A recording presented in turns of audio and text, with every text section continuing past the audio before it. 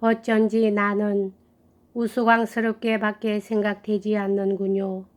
하고 비에르는 말하였다. 당신이 스스로 자기를 무능하다고 여기고 자기의 생활을 퇴폐한 생활로 생각하고 있다는 것이 당신에게는 모든 것이 앞길에 있습니다. 그리고 그는 그 당신이 무엇인가 하는 것은 이야기하지 않았다. 그러나 그의 의조는 이미 그가 얼마나 친구를 존경하고 얼마나 많은 것을 그 미래에 기대하고 있는가를 증명하고 있었다. 어째서 공작은 이런 말을 할 수가 있을까 하고 비에르는 생각했다. 비에르는 안드레이 공작을 온갖 완성된 것의 그것도 그 전형으로 생각하고 있었다. 말하자면 그것은 안드레이 공작이 비에르가 갖고 있지 않은 모든 자질을 가장 완전히 갖추고 있기 때문이었다. 그러한 자질을 한마디로 말한다면 의지의 힘이라고 할 수 있을 것이다. 온갖 계급의 사람에 대해 침착하게 응대할 수 있는 능력, 비범한 기억력, 박학. 그는 많은 책을 독파하고 온갖 사상에 밝고 온갖 사상에 대하여 식견을 갖고 있었다. 그리고 또 무엇보다도 귀중한 노동과 연구의 능력, 이러한 안드레이 공작의 자질에 대해서 비에르는 언제나 경의의 눈을 휘둥그리고 있었다. 또 자주 안드레이 공작의 공상적 철학적 능력, 비에르는 특히 이러한 경향을 지니고 있었다. 공작의 공상적 철학적 능력의 결여라는 것이 비에르를 놀라게는 했지만 그는 그것을 단점이라고는 생각지 않고 힘이라고 느끼고 있었다. 아무리 사이가 좋고 아름답고 흉허물없는 관계에 있어서도 아첨이라든가 찬사라는 것은 술의 바퀴의 움직임에 기름이 필요한 것처럼 역시 없어서는 안 될 요소이다. 말하자면 나는 이제 다 된 인간이야 하고 안드레이 공작은 말했다. 그런데 이야기를 한들 무엇하나 그보다는 자네 얘기나 하세. 잠시 잠자코 있다가는 스스로 달래는 듯한 생각으로 미소를 지어 보이면서 그는 말했다. 이 미소는 같은 순간에 비에르의 얼굴에도 반영됐다. 그럼 나의 무슨 이야기를 하시렵니까? 하고 비에르는 입가에 소탈하고 걱정이 없는 명랑한 미소를 머금고 말했다. 내가 도대체 무엇입니까? 나는 일개 사생아에 지나지 않아요. 이렇게 말하고 그는 갑자기 얼굴을 붉혔다. 그는 이 말을 하기 위해 비상한 노력을 다했음이 분명했다. 이름이 없는가 하면 재산도 없고 어쩔 수 없습니다. 정말. 그러나 그는 무엇이 정말인가 하는 것은 이야기하지 않았다. 나는 지금은 자유로운 몸이라 한가하답니다. 다만 무엇을 시작해야 좋을지 도무지 모르겠어요. 그래서 나는 진지하게 당신하고 상의하고 싶었습니다. 안드레이 공작은 선량한 눈으로 그를 바라보았다. 그러나 우애에 가득 찬 부드러운 그 눈동자에는 역시 자신의 우월감이 담겨져 있었다. 자네는 나에게 귀중한 존재이지만 그것은 유달리 자네 한 사람만이 우리들 사회 전체에서 생기 있는 인간이기 때문이야. 자네는 훌륭한 신분이야. 무엇이든 자기가 좋아하는 길을 선택하게. 그런 것은 어떻든 상관없어. 자네는 어디에 있더라도 행복할 테니까 말이야. 그저 한 가지 얘기하고 싶은 것은 이제 앞으로는 그 꾸락기네 집에 드나들면서 그런 생활을 보내는 것은 그만두게. 그것은 전혀 자네에게 어울리지 않으니까 말이야.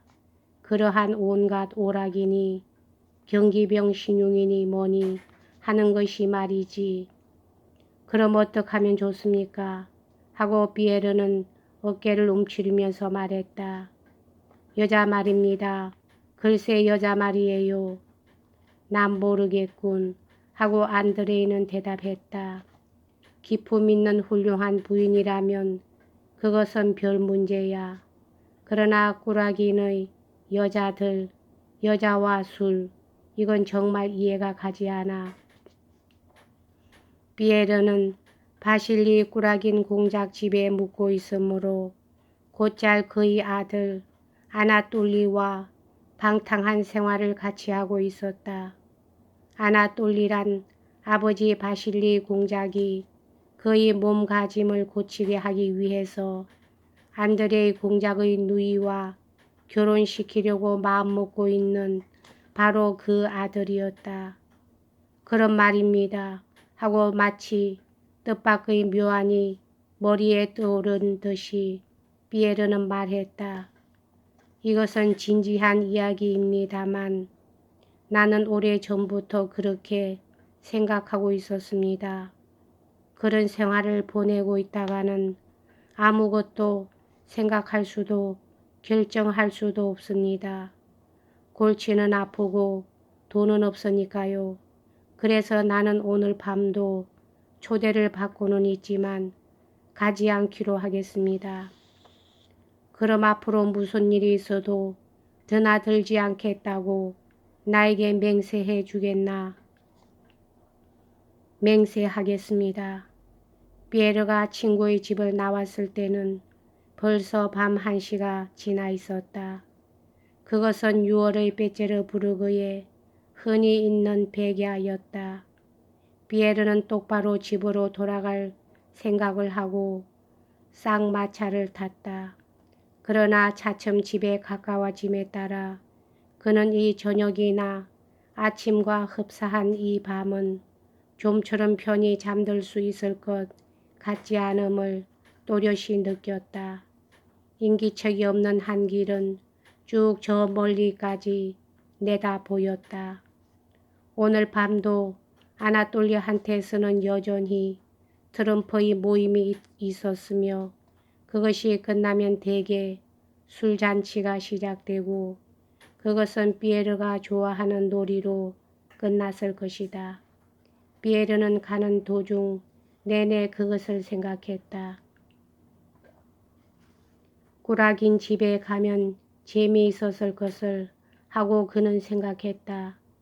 그러나 그는 곧 안드레이 공작에게 했던 맹세, 앞으로는 무슨 일이 있더라도 꾸락인네 집에 드나들지 않겠다는 맹세를 상기했다. 그러나 의지가 약한 사람들이 흔히 그렇듯이 그는 이미 맛들인 그와 같은 방탕한 생활을 다시 한번 맛보고 싶은 불타는 욕구에 쫓겨 마침내 찾아가기로 결심했다. 그러자 곧 그의 머리에는 이런 생각이 떠올랐다. 안드레에게 맹세했던 말 같은 것은 아무런 의미도 지니고 있지 않다. 왜냐하면 안드레이 공작에게 보다도 먼저 아나톨리 공작에게 오늘 밤에 가겠다고 맹세했으니까. 또 이렇게도 생각했다. 만약 내일이라도 자기가 죽어버린다든가 그렇지 않으면 결백한지 아닌지 그런 것을 따질 여유가 없을 만큼 그 어떤 비상한 사건이 자기 몸에 일어난다고 가정한다면 그 같은 맹세는 모두 아무런 확연한 의미를 지니지 않는 대수롭지 않은 일이 되어버리지 않는가. 이런 따위의 생각이 자꾸 피에로의 머릿속에 일어 그의 모처럼의 결심과 예상을 망쳐버리는 것이었다. 그래서 그는 꾸락인 집으로 마차를 몰았다. 아나톨리가 살고 있는 건희 기병 연대 곁의 큼직한 집 현관으로 마차를 몰아붙이자 그는 불빛이 환하게 비치고 있는 입구의 청청대를 올라가 활짝 열려있는 문으로 들어갔다. 현관 방에는 아무도 없었다. 그저 빈 병이며 망토며 덧신이며 하는 것들이 여기저기 뒹굴고 있고 술 냄새가 코를 찌르고 멀리서 이야기 소리며 외침 소리가 들려왔다. 노름도 만찬도 끝났으나 손님들은 아직 헤어지지 않고 있었다. 비에르는 망토를 벗어 던지고 덜머리 방으로 발을 들여놓았는데 거기에는 남은 안주 찌꺼기가 너저분하게 어질러져 있는 속에서 한 하인이 아무도 보고 있지 않을 것이라 생각하고 마시다 남은 술잔을 몰래 들이켜고 있는 참이었다. 셋째번 방에서 우당탕하고 소란을 피우는 소리, 왁자지껄한 웃음소리, 귀에 익은 목소리들이 고래고래 떠드는 외침, 그리고 곰의 으르렁 거리는 소리들이 들려왔다. 8명가량의 젊은이가 활짝 열린 창문가에 걱정스러운 얼굴들을 하고 모여 있었다. 세 사람은 어린 곰을 상대로 떠들고 있었다. 한 사람이 곰의 쇠사슬을 잡아당겨 다른 한 사람을 골려주고 있는 것이었다. 나는 스티븐스에게 100루블리 걸겠다 하고 하나가 외쳤다. 알아서 해, 지지 않도록 하고 다른 하나가 외쳤다. 나는 돌로호프에게 걸었다 하고 또 하나 다른 소리가 들렸다. 어이 꾸락인 심판해. 자 미식가를 집어치워. 여기 지금 내기가 시작되네. 내기. 단숨에 마셔야 해. 그렇지 않으면 지는 거야. 하고 또 하나가 외쳤다. 야코프 병을 가지고 와. 야코프 하고 바로 주인이 소리쳤다. 그는 키가 큰 미남이었는데 가슴의 한가운데가 트인 엷은 샤스 바람으로 모두들의 한가운데에 우뚝 서 있었다. 여러분 잠깐만. 이 사람은 비투루시아라는